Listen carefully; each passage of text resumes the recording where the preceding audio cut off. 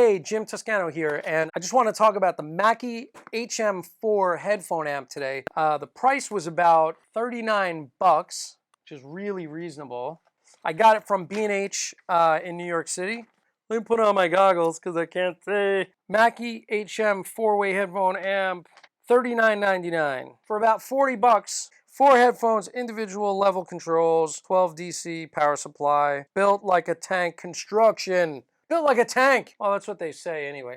Well, we're gonna find out. So I'm really just opening this for the first time. So instruction booklet, let's see. The actual headphone amp, which is tiny, really adorable, tiny headphone amp. Then we have in the box a 12-volt DC power supply. And that's it for the box. And we can get into what cables we're actually gonna use for this thing. So I've bought 4 now little headphone amps. The 2 that I'm using now are about that big. They're pretty big, but I needed one for the desktop. So why would you need one on your desktop when you have all this gear here? It's the Focusrite Liquid 56 from the Sapphire Liquid 56 from Focusrite. Their headphone outputs, for whatever reason, are very low. And even if you go into their software, they have a proprietary software. It's proprietary. They have proprietary software called Mix Control that still doesn't give you enough level, even if you max those out. So I got a headphone amp on the desk just so we can get a good level when we're working in the video switching environment. Let's open this guy up. It's built like a little brick. This is pretty nice. I like the fact that it's made of metal. The knobs feel extremely sturdy, which I like. Adjustments in the front for level. 4 headphone outputs in the back.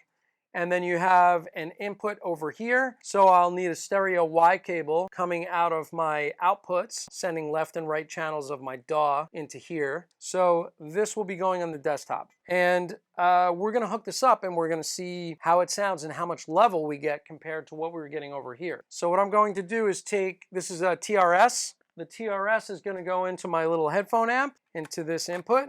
These are going to go into the outputs of my board. And then just test it out. And I'm just going to give you my opinion if it's doing what I need it to do and how it sounds. So first thing I did was I ran that stereo Y cable and I ran power.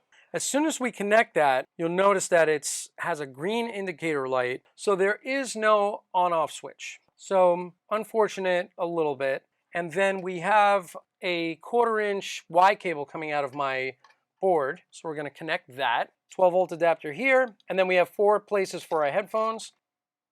Let's connect these Audio-Technica. These are some older ones. Over here, we're going to plug this into the first slot of the headphones. Right away, I hear my voice. I have this thing about halfway up and it's pretty loud. Once I get to about this point, I would say about 3/4 of the way up, it's cranking. So let me do something. I'm going to put on some tunes. Yeah, these are cranking. And I'm about halfway up and it's pretty loud. And it sounds good. It sounds really clean. Check out that Stamp More album. So I have it in volume 1 about halfway up. Let's do this. Let's try each one and just make sure they all sound about the same. HM4. So we're in headphone 2, headphone 3, very good. Headphone 4. Everything sounds really good. So there's not too much to say. It's just an amplifier. It's just going to be louder or softer. I do think that it's a good piece. And for 40 bucks, now I have that piece on my desktop that I've been needing. There it is, really simply, it's connected, it works, I love it. See you on the next product review. If you get a chance, subscribe and hit the notification bell. Thanks a lot, Jim Toscano. Talk to you soon.